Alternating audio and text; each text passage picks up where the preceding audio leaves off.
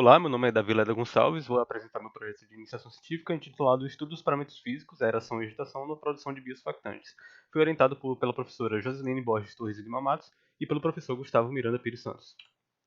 Surfactantes são moléculas anfipáticas com atividade de superfície e, devido a essa atividade de superfície, são utilizadas em diversos segmentos da indústria. Biosurfactantes, portanto, são surfactantes sintetizados pelo metabolismo de micro-organismos, sendo assim uma via mais sustentável. A produção industrial dessas moléculas busca constante melhoria do rendimento e redução de custos para se tornar mais competitivo com a síntese química. A água produzida é um subproduto da extração de petróleo que contém compostos tóxicos e recalcitrantes, tendo assim uma destinação problemática. Um dos possíveis destinos para esse resíduo seria a utilização em bioprocessos.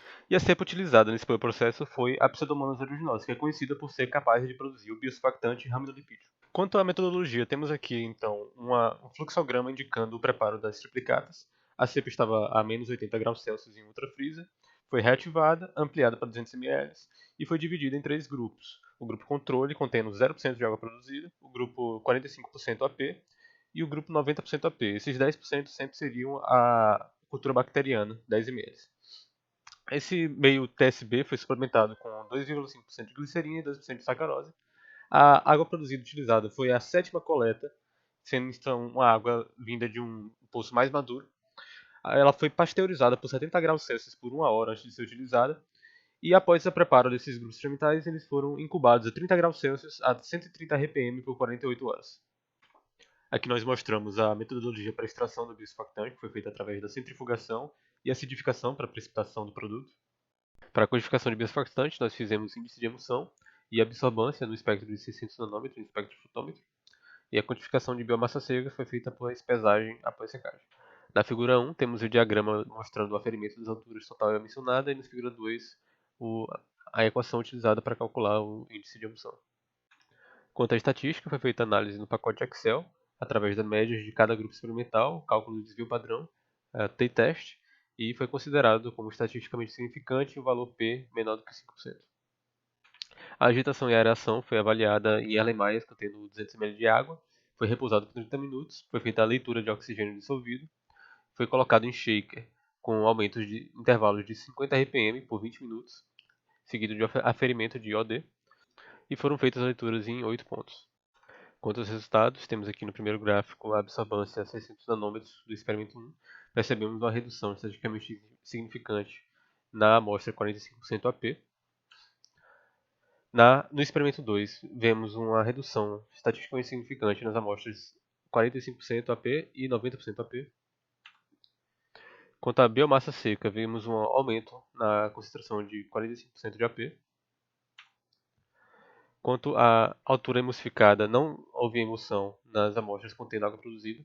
Aqui nós temos duas tabelas no experimento 1 e 2 mostrando a emulsificação nas amostras controle.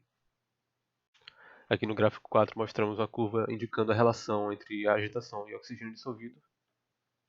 Sabe-se que bioprocessos utilizando resíduos industriais no meio de produção tendem a ter uma síntese de bioprodutos reduzida. No entanto, essa utilização contribui para a degradação de compostos tóxicos e recalcitrantes. Hatnet et al., por exemplo, conseguiu produzir raminolipídios utilizando Pseudomonas aeruginosa, utilizando resíduos de destilaria no meio de produção. Esse resíduo possui metais pesados e ela percebeu uma redução na concentração desses metais pesados após a síntese. Experimentos anteriores utilizando água produzida no nosso laboratório tiveram bom rendimento. E a água produzida possui uma composição diversa. De acordo com o Neff et al., essas variações na composição podem ser devido à progressão da vida do poço, conforme a extração de petróleo, assim como variações naturais. E análises feitas na sétima coleta da água produzida mostram um aumento na salinidade, uma variação em diversos compostos e uma redução no pH e na alcalinidade. E de acordo com o dos Santos et al., o pH tem um efeito quantitativo e qualitativo na síntese de raminolipídios por Pseudomonas aeruginosa. De acordo com Zeng et al., a produção de espuma é um dos maiores obstáculos na produção de bioraminolipídios, visto que limita a agitação que pode ser utilizada. No entanto, a baixa produção de espuma observada a 130 RPM em nossos experimentos mostra que é possível o aumento da agitação. Testes preliminares da relação entre agitação e aeração não mostraram aumento significativo no OD após 150 RPM. No entanto, o aumento da agitação pode auxiliar no transporte de outros nutrientes além do oxigênio. Outros pesquisadores conseguiram obter bons resultados com até a utilização de 600 RPM. Então, houve um aumento na produção de biomassa nos grupos contendo 45% água produzida No entanto, a baixa produção de biohamilipídios foi associada com a variação na composição de água produzida, o que indica que, para a utilização desses resíduos na produção de bioativos, requer o monitoramento e adaptação constante do método utilizado. Essas foram as referências utilizadas durante o projeto, e muito obrigado pela sua atenção.